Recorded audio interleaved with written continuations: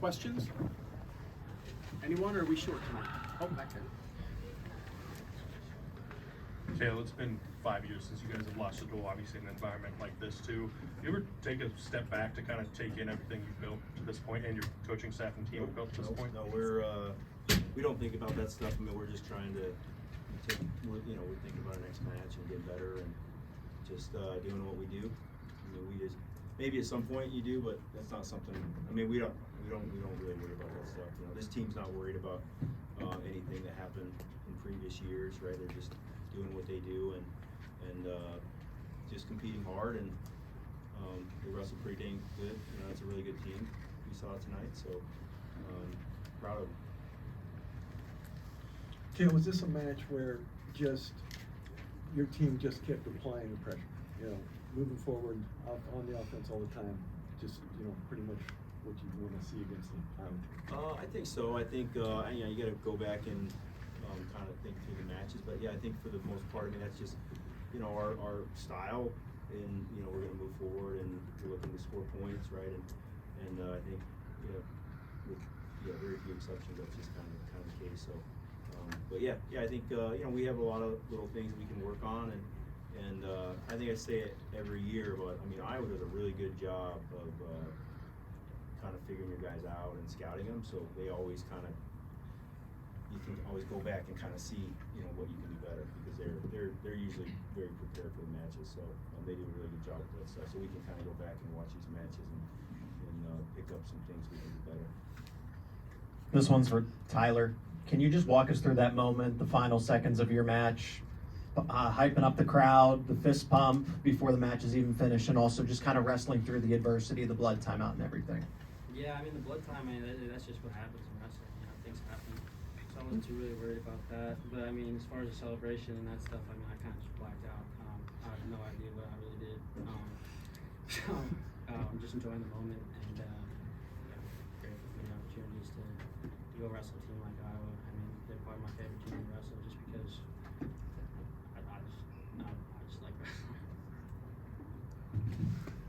Cael, Go ahead, sorry.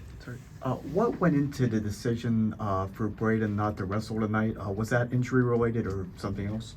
Yeah, just a little banged up from a week ago. So, Kurt's, he's a little undersized, obviously, but he's got a huge heart and he's a great wrestler, and he wanted that shot, so we gave it to him. Obviously, that was a tall order, with Ayala. He's obviously really good, and but Davis was just a little banged up from last week, so we figured it would be in his best interest to kind of let him rest a little bit. Cael, Coach Brands was displeased that your guys scored first in many of the matches and scored late in most of the matches. Were you pleased with the fight and the effort that carried all the way through to the end? Yeah, I think our guys wrestled well. I mean, I think we have a couple of situations that we can really learn from and make some improvements. But overall, our guys are consistent. I mean, they like to compete, and it's kind of the first question is that's just kind of how we wrestle. We're going to move forward and try to create angles and score points, and people know that's what we're going to do, and so that makes it kind of more fun to and a challenge to continue to be able to do that. Sorry, I was looking over at Nate. Sorry, Tyler, when you're bleeding in a match, what kind of adjustments do you have to make?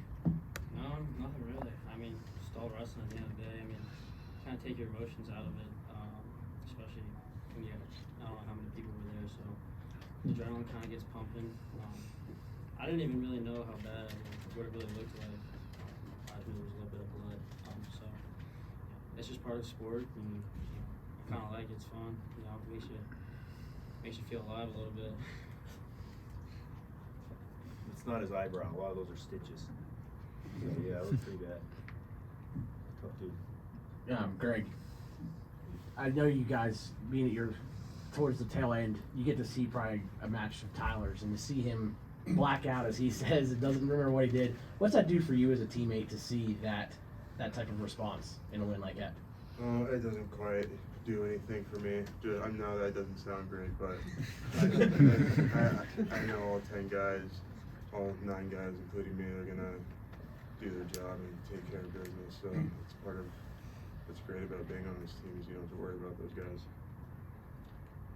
Cael, just your thoughts on Shane Van Ness's effort tonight. That was a big match. I mean, Yeah. he took control there with a big move. Just what you see there, and what do you think it says about him? He had I know he had a loss earlier in the season. How do you think he's bounced back? Yeah, I thought Shane wrestled great, right? He went out and got that first takedown, then gave up a takedown back, and you were like, hey, this is a great match. I mean, you got 2 of the best guys in the country scrapping, and then yeah, Shane just kept kind of pushing forward as has been described, and I was just kind of fought through it and looked great. So yeah, I was really happy with Shane. I mean, he's wrestling really well. Another question for Tyler. What kind of help did Levi Haynes give you? Because he's wrestled Ja'Cory Teamer before when the stakes were the highest in the NCAA championship. So how did he help you, being that he wrestled him as a former opponent? I mean, honestly, he didn't really tell me anything. He just told me to go smash him, and I did a pretty good job of that. And yeah, I mean, we really don't game plan for guys like that. I feel like, I mean, kind of just take one step at a time. Just try and focus on right now.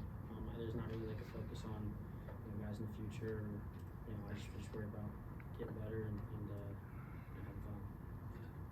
For Greg or Tyler, what was it like hearing the roar of the crowd and wrestling in front of the packed out BJC?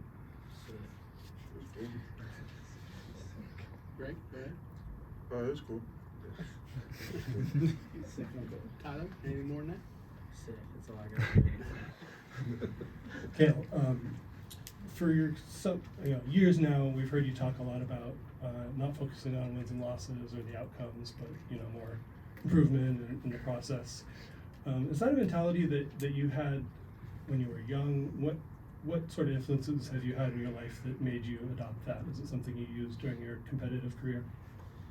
Yeah, I think all of my coaches, my father was my coach growing up and my high school coach, and it was never about winning or losing. It was about fighting, right? I mean, you don't have to tell somebody you want to win. I mean, everybody wants to win. And my coach Bobby Douglas, same thing. He never talked about winning. It was just getting better and wrestling and doing what you do.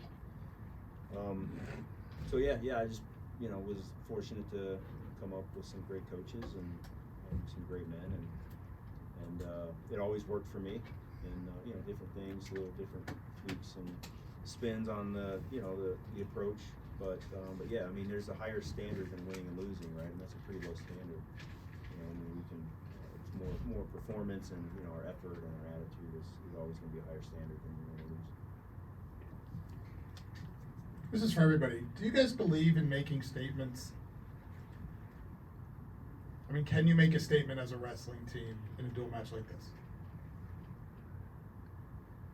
Yeah, I guess so. I mean, I feel like we kind of already knew, or I felt like this team was pretty special, and so I think when you go against the number 2 team in the country and you kind of handle it pretty well, I felt like as far as not even the scoreboard, but as far as the effort and just attitude, I felt like everyone was pumped up, and I mean everyone was just having fun. I mean, I feel like the bigger the matches, the more fun we end up having. And the more free I feel like I get, and I feel like I feed off that with the guys on the team.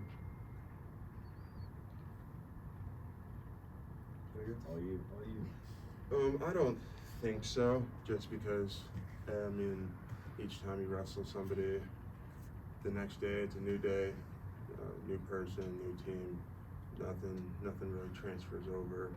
So, I mean, I just think you try to keep making the same statement week in and week out. I don't know if it carries on though. Do I have to answer that question also? Is it a good job? I mean, yeah, that's pretty good.